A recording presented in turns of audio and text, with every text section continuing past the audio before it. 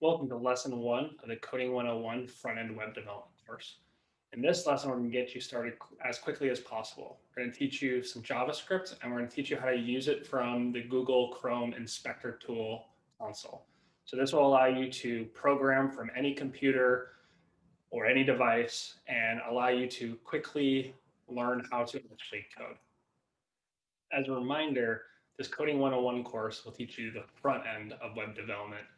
Our Coding 100 level classes, which are Coding 102 through 106 as well, will also teach you about backend web development, as well as deploying on AWS and Heroku, as well as some other useful tools. This Coding 101 class will primarily teach you how to develop for the front end. It's going to teach you HTML, which is like the bones in your body.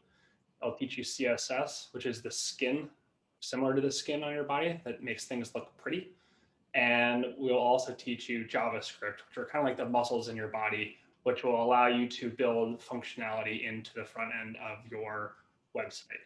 What this won't teach you is how to take in user information, store data, retrieve data, and things like that. We're going to go over 9 key topics in this lesson.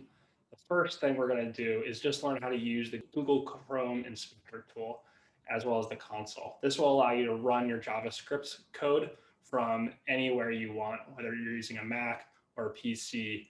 It'll allow you to quickly start coding and see what it's like to actually code lines of JavaScript. We're also going to teach you how to interact with the user by requesting information and alerting the user about certain types of information. So this will allow you to have your program be interactive with the user. We're going to teach you about storing data in variables, as well as doing something with those variables and that information, as well as building if-then statements so that you can have logic in your programs. We're also going to teach you a little bit about comments, which are helpful for you as you become a coder and software developer. We're also going to teach you about random number generators, which are just a fun way to add a little life to your programs. And then finally, we'll teach you about Microsoft Visual Studio Code, which is a program which makes it a little easier to write longer bits of code, as well as how to actually run files locally. This will allow you to write code and store it so that you can come back to it for later use. In this lesson, we're going to go over 5 different projects. This will just give you a basic understanding of how to code in JavaScript. And it'll give you enough to get you excited to code, but it won't teach you so much where you're overwhelmed from the get-go. So this should be a good first step so that you could learn some of the basics around coding.